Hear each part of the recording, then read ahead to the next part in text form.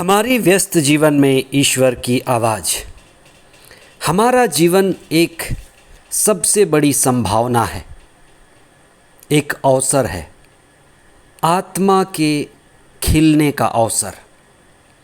इसलिए हमें जीवन को एक ऊंचा लक्ष्य देना है, और लक्ष्य ऊंचा हो तो उतनी ही शक्ति प्रवाहित होती है।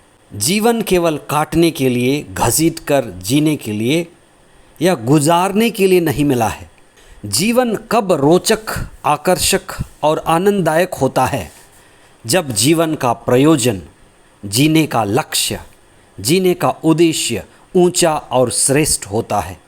लेकिन जब जीवन में करने का कोई बड़ा उद्देश्य नहीं है, परम उद्देश्य नहीं है, बस माता पिता के कमाए हुए को खाना है, पीना है, टीवी देखना है, मोबाइल पर लगे रहना है, ऐसी ज़िंदगी कोई ज़िंदगी नहीं है।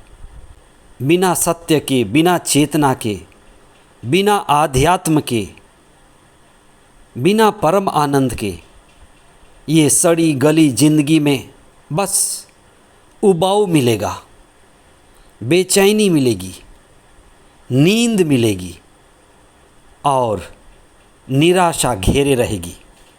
इसलिए ज़रूरी है कि हम अपने जीवन में ऊंचा और श्रेष्ठ काम का चयन करें, जीवन को आनंदमय और ज्योतिर्मय बनाएं। 21वां सामान्य सप्ताह 1 सितंबर 2023 शुक्रवार। पहला पाठ थिस्सलुनीकियों के नाम संत पौलुस का पहला पत्र अध्याय 4 पद संख्याएं 1 से 8 तक, और संत मत्ती का सुसमाचार अध्याय 25 पद संख्याएं 1 से 13 तक। आप उस क्षण को याद करें जब आप किसी व्यक्ति से बेहद प्यार करते थे और उनके आने की प्रतीक्षा में, हो सकता है रेलवे प्रतीक्षालय में या हवाई अड्डे के प्रतीक्षालय में, उनकी बड़ी बेसब्री से इंतज़ार कर रहे थे और पल पल की खबरें रखते थे। प्रेम में प्रतीक्षा होता है, प्रतीक्षा प्रेम का हिस्सा है। जैसे माँ अपने बच्चे के लिए प्रतीक्षा करती है, 9 महीने अपने कोख में बच्चे की प्रतीक्षा करती है। जब बच्चा जन्म लेता है, माँ फिर उस प्रतीक्षा को बढ़ाती है, बड़े होने तक उसकी प्रतीक्षा करती है। माँ का सारा जीवन ही प्रतीक्षा बन जाता है। बड़े की प्रतीक्षा में, सत्य की प्रतीक्षा में, सच्चाई की प्रतीक्षा में, ईश्वर की प्रतीक्षा में सच्चा और परम आनंद है। आज के सुसमाचार में ईसा ने आध्यात्मिक प्रतीक्षा की बात बताई है। एक दृष्टांत है, और यह दृष्टांत ऐतिहासिक घटना से जुड़ा हुआ मालूम पड़ता है। जब ईसा को सूली पर चढ़ाया गया, वे मर गए, दफनाए गए और तीसरे दिन महिमा और प्रताप में जी उठे, और बाद में अपने शिष्यों को यह कहते हुए स्वर्ग में आरोहित कर लिए गए कि वे जल्दी वापस आएंगे। धर्मशास्त्र पुनर्जीवित ईसा के दूसरे आगमन की बात भी बताती है। ईसा का यह कथन कि मैं फिर तुम्हारे बीच जल्दी आऊँगा, जहाँ मैं रहूँगा वहाँ तुम भी रहोगे, मैं तुम्हें लेने आऊँगा, ऐसी बातें, जो बात ईसा ने विदा होते हुए अपने शिष्यों से कही थी, और ये बात मसीही समुदाय के लिए एक आशा, एक प्रतीक्षा बन गई। बहुत समय हो गया पर ईसा नहीं आए, आने में देरी हो गई। लोग दुनिया के अंत की कई बार प्रतीक्षा करते रहे, कई भविष्यवाणी भी होती रही।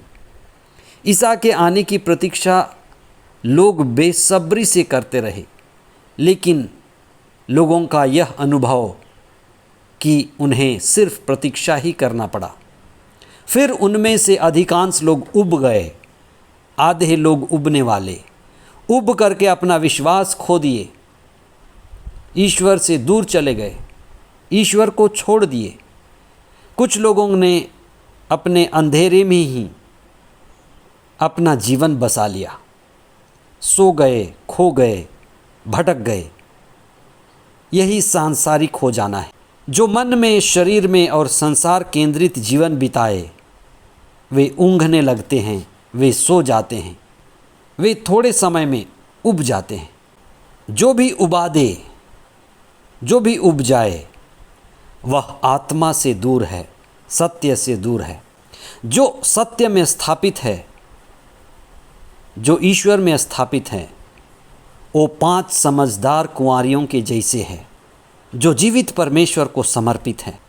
उनके पास समर्पण है, उनके पास विश्वास का तेल है, प्रतीक्षा की बाती तैयार है, और वे लंबे समय प्रतीक्षा करते हुए भी आनंदित हैं, क्योंकि वे आत्मा में हैं और उनका दृढ़ विश्वास है कि प्रभु आएंगे।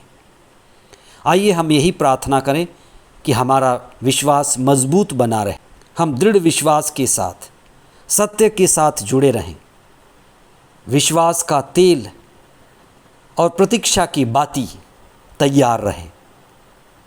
हे प्रभु, हम इस जीवन को समर्पित करते हैं कि हम और हमारे लोग जो आपकी प्रतीक्षा करते हैं, आपको पा लेना, आपके साथ हो लेना, आपके संग चलना, यही हमारा जीवन का परम उद्देश्य है। हम आपको स्वीकारते हैं, आपको अपनाते हैं, आप हमारे जीवन का केंद्र बिंदु बने और हम आपकी सानिध्य में शक्ति, शांति और अनंत जीवन पाते रहें। आमीन।